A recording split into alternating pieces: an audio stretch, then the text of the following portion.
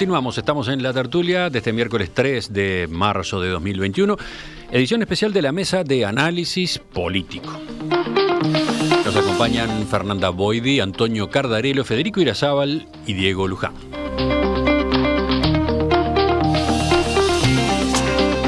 La mitad de la exposición del presidente Luis Lacalle Pou ayer de tarde ante la Asamblea General estuvo dedicada a repasar lo hecho en su primer año de gobierno. El presidente resaltó que en cuanto a la pandemia de COVID-19, primó el sentido de apelar a la libertad responsable e hizo énfasis en que se evitó la cuarentena obligatoria, resaltó la creación del GACH y agradeció a la comunidad académica nacional. Además del aumento de las camas en CTI, ENACE y otras inversiones en equipamientos llevadas a cabo para el sistema de salud, destacó varias de las medidas tomadas para mitigar los efectos sociales y económicos del nuevo coronavirus. Por ejemplo, citó el incremento del gasto para cubrir la demanda nueva de seguro de desempleo, exoneraciones y subsidios a monotributistas, entre otros puntos. También mencionó la mayor inversión en comedores o para asistir a personas de bajos recursos. Por fuera de la emergencia sanitaria, saludó la actitud de la coalición multicolor que permitió la aprobación de la ley de presupuesto y la ley de urgente consideración. Subrayó la reducción que se ha dado en las denuncias de delitos en los últimos 12 meses, pero también enfatizó en el cumplimiento de las metas económicas. Todo esto, señoras y señores legisladores, basado en algo que comprometimos durante toda la campaña electoral, que era cumplir con las metas económicas, que se podía cumplir con las metas económicas, que era la única manera de generar confianza. El incumplimiento sucesivo y contumaz lo único que hacía es generar falta de confianza. Y podemos decir con tranquilidad que cumplimos. Obviamente, para examinar esta parte de la presentación necesitaríamos mucho tiempo, fue larga. ¿Por dónde vas tú, Fernanda, con respecto a esto, el repaso del primer año? Me parece que fue bien importante como el marco que le dio al discurso, diciendo, bueno, se terminó a hablar de las herencias porque no hay excusas, ¿no? Y ya hace un año que estamos en el gobierno, podrán ser válidas las excusas, pero ahora somos nosotros los que estamos al mando. Y eso vale en dos sentidos. Vale respecto a lo que puede haber sido el legado frente amplista, pero vale también respecto al impacto de la pandemia. Y me parece que es muy valioso reconocer la comunicación del gobierno, pero porque detrás están las acciones del gobierno en capear la pandemia de un modo exitoso o relativamente exitoso hasta ahora, sin descuidar el resto de lo que eran las prioridades del gobierno, de lo que había sido lo que se había marcado como bandera el 1 de marzo del año pasado.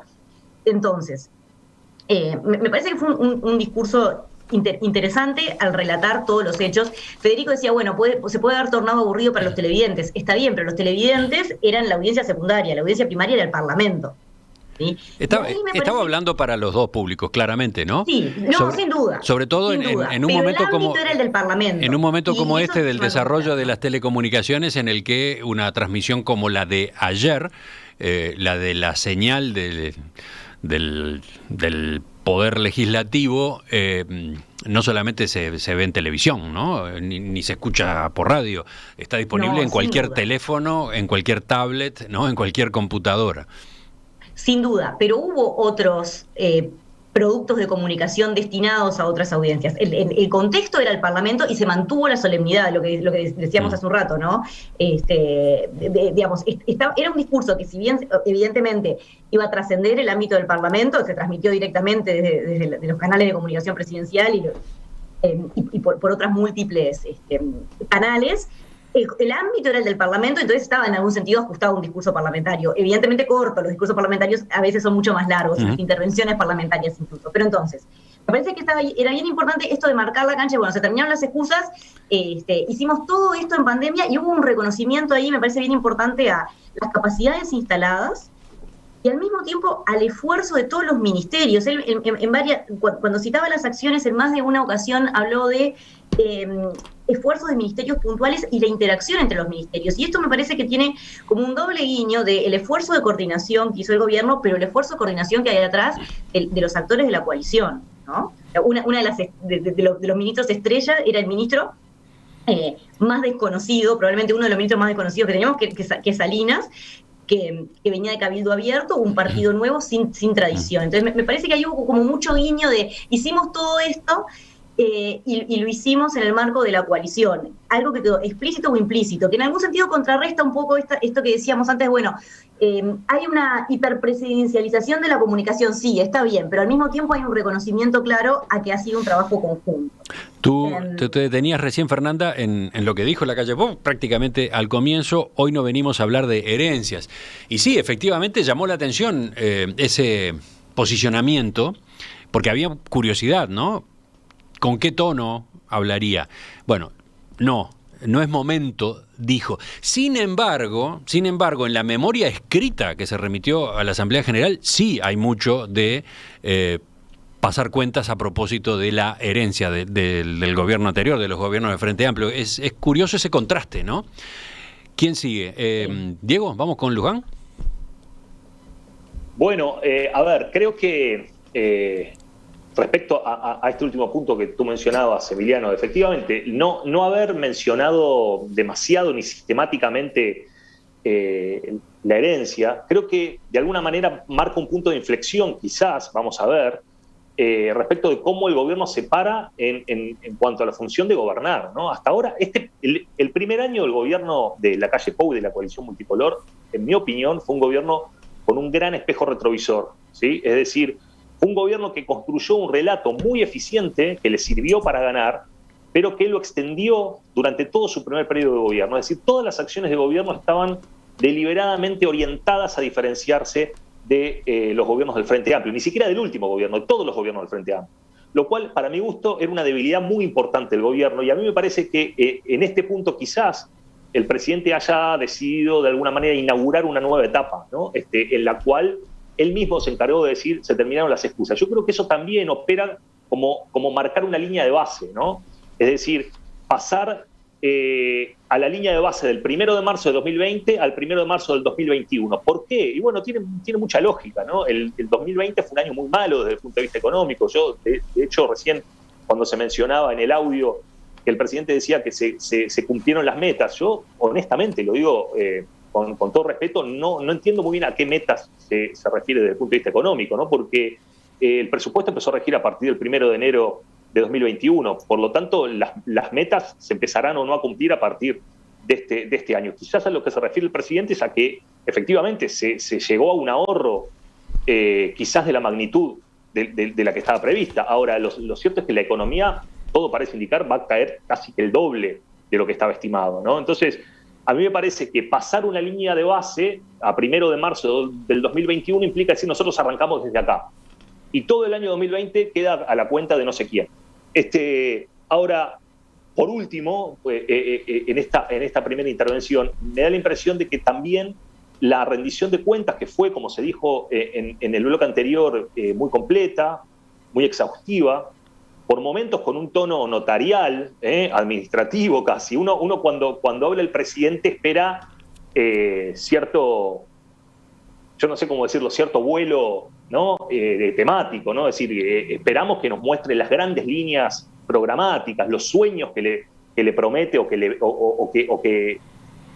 le vende en el buen sentido a la ciudadanía, ¿no? Es decir, que un presidente repase cuántas camas se añadieron de CTI, no porque no sean importantes, es sumamente importante, quizás es más importante que lo otro, pero digo, es un discurso poco presidencial en ese sentido, ¿no? El repaso notarial de algunos logros que, con lo importante que son, no dejan de ser de política diaria, ¿no? Entonces, me parece que esos son otros de los rasgos que marcaron el discurso en relación al repaso de lo actuado en el primer año. Y si bien no estuvo entonces la referencia explícita a la herencia, sí en varios de los puntos que incluyó en su mensaje, de algún modo la herencia, entre comillas, estaba implícita. Hacen notar eso algunos oyentes y creo que entiendo a dónde van. Mirá una crónica del Observador que dice: aprovechó el discurso para mencionar algunas iniciativas desarrolladas en el año y destinadas a localidades pequeñas, muchas de ellas compromisos asumidos durante la campaña electoral.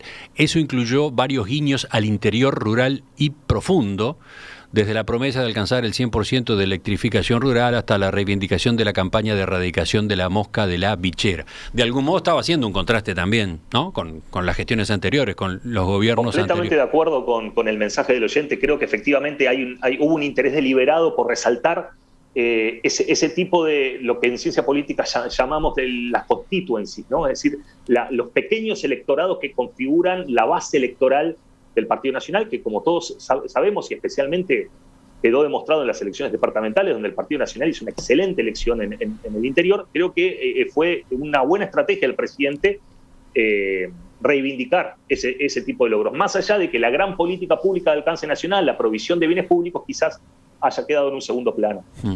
Antonio, Federico, ¿quién va ahora? El que está pronto con el micrófono abierto es Antonio. Sí, yo creo que ahí tengo un matiz más parecido a lo que decía Diego. Yo creo que sí aprovechó el discurso para pasarle factura.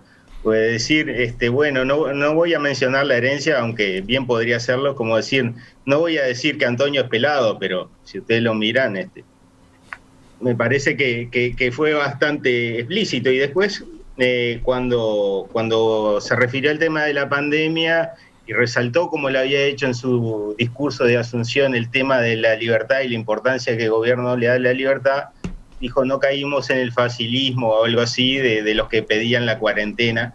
O sea, todo el tiempo hubo sí referencias al Frente Amplio, quizás menos explícitas de lo que han sido las declaraciones de sus ministros o de figuras de la coalición. Digo, Sanguinetti en estos días se ocupó también de criticar bastante cómo había recibido el gobierno de la coalición.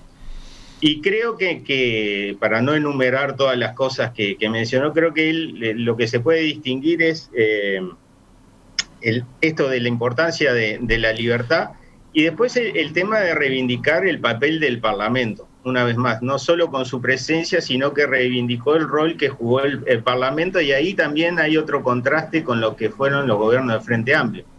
El discurso de la calle Pou y de la coalición multicolor en general durante toda la campaña electoral y antes durante la gestión de gobierno era que en los gobiernos del Frente Amplio el papel del Parlamento había pasado a ser poco menos que de inoperante, que se limitaba a votar con mano de yeso, entre comillas, todo lo que venía del Ejecutivo.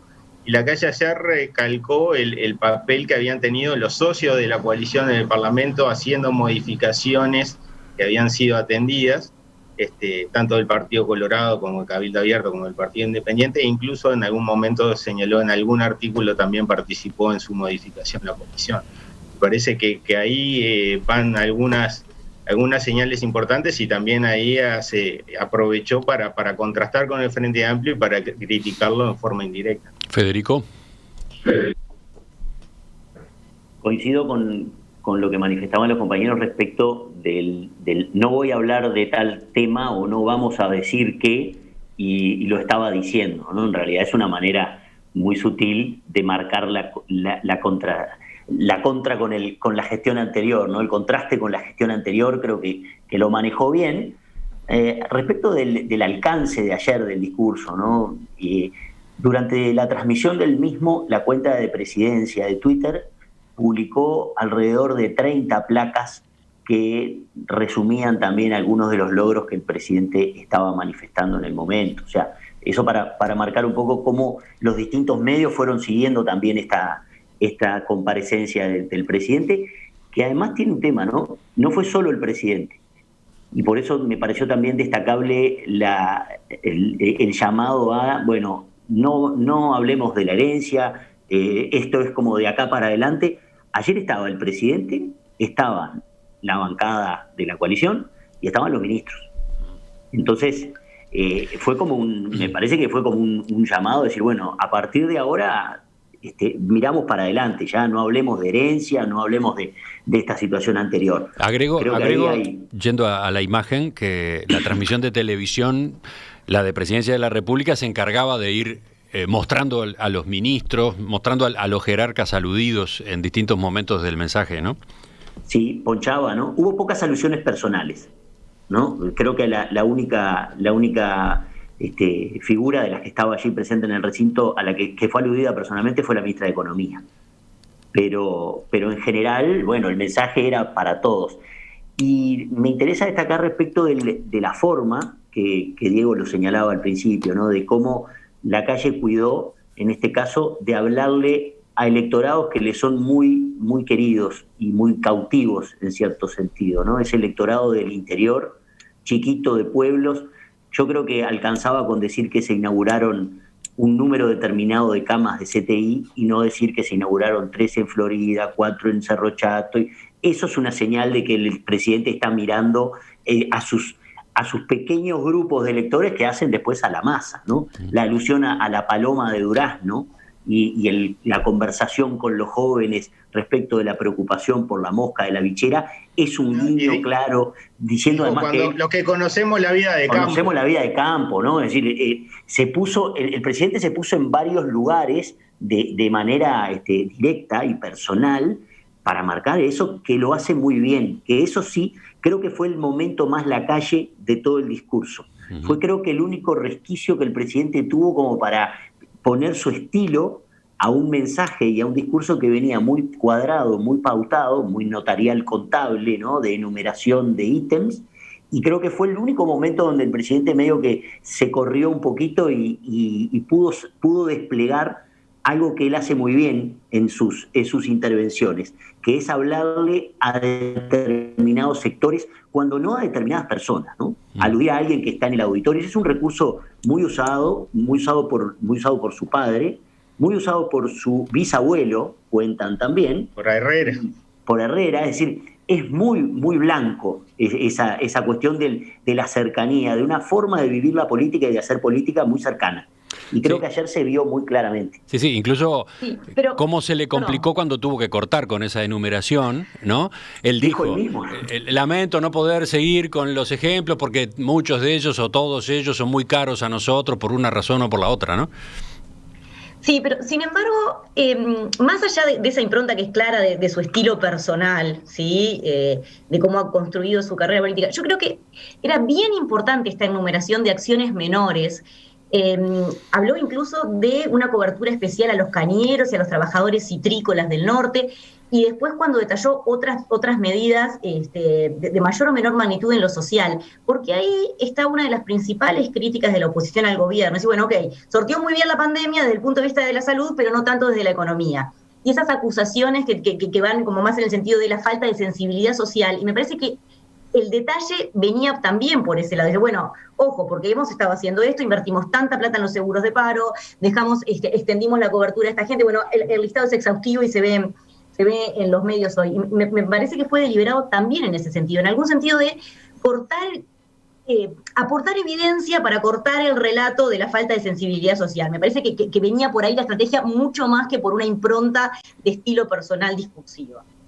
Y me parece que era importante plantar banderas sobre eso para el gobierno. Diego. Otro asunto muy importante que no mencionamos hasta aquí y que me parece que es el área donde probablemente haya realmente resultados para mostrar es en la política de seguridad, ¿no? El repaso de los indicadores de cómo mejoraron la mayoría o todos los indicadores de delitos, me parece que es un punto fuerte que tiene el gobierno, ¿no? Más allá de que uno luego puede entrar obviamente en la discusión, y es muy lícito y muy válido hacerlo, acerca de cuál es en última instancia el fundamento de ese cambio, ¿no? Porque hay quienes sostienen que en realidad la pandemia influyó, hay quienes sostienen que no. A mí me parece que en todo caso cualquier gobierno haría un relato un poco tendencioso de los hechos. Me parece absolutamente válido eso, ¿no? Es decir, la pandemia explica el magro desempeño económico, pero no explica las mejoras en seguridad. Bueno, está bien, es una interpretación y me parece muy válido que se haga. Ahora, en el resto... Sí, la calle Pou ayer lo atribuyó, lo vinculó con las nuevas normas incluidas en la LUC, la Ley de Urgente Consideración en cuanto a seguridad pública, y por otro lado, un cambio en la actitud del Ministerio de Interior, exacto, el respaldo a la policía. Fue por allí, ¿no? Exacto. Y a mí me parece que ahí hay una lo que nosotros, o lo que el lenguaje científico suele decirse, puede ser una correlación espuria, ¿no? En el sentido de que efectivamente ambas cosas son ciertas. Hubo un cambio legislativo en la ley de urgente consideración, hubo un cambio en la conducción y en la tónica de la conducción del Ministerio del Interior, y hubo efectivamente una reducción en el número de delitos. Hasta ahí llega, ¿no? Luego encontrar el vínculo causal entre una cosa y otra es mucho más complejo, y me parece que este no es el ámbito para eso. Solo quiero señalar que en esa área específica el presidente hizo hincapié. En el resto, o en algunas otras áreas, y esto es importante también darse cuenta de esto, en otras áreas se resaltaron medios y no resultados, ¿no? Y a veces hay una tendencia, no solamente de este gobierno, sino de muchos gobiernos, de decir, nosotros gastamos tanta plata aquí, compramos tantas cosas acá, instalamos tal grupo aquí, bueno, pero lo que la gente quiere son resultados. Bien, en materia de seguridad, los resultados existen, y eso es innegable. Luego podemos entrar otra vez en la discusión de los fundamentos de esos cambios. ¿Quién estaba pidiendo la palabra ahí? No, y está también la percepción, ¿no? De la opinión pública. La seguridad junto con la salud y el tratamiento de la pandemia son las dos políticas, las dos áreas donde el gobierno concita mayor aprobación en su gestión.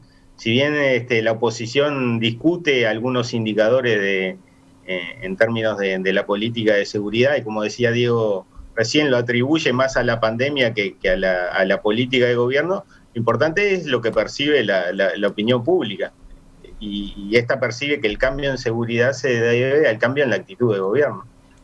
Creo que fue un momento que usó para mencionar la LUC, ¿no? Fue el momento en el que destacó la ley de urgente consideración, vinculándola al capítulo seguridad.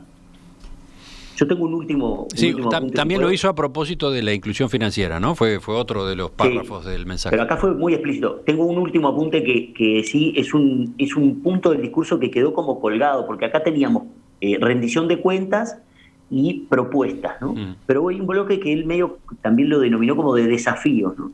Y ahí hizo especial hincapié en el Mercosur. Hubo una expresa decisión y señaló justamente las reuniones bilaterales que había mantenido con los presidentes de los otros países socios del Mercosur y la necesidad de darle un cambio a la conducción del Mercosur, hablando de liberarse del corset que a veces nos pone el Mercosur. Y fue muy enfático en ese apartado, digamos, de su discurso, que no tenía que ver con una rendición de cuentas, sino con una proyección, ¿no? Volvemos a la tertulia enseguida. La tercera parte de esta mesa de análisis político, ahora para concentrarnos en los anuncios, justamente, en la hoja de ruta que marcó para este año 2021 el presidente ayer.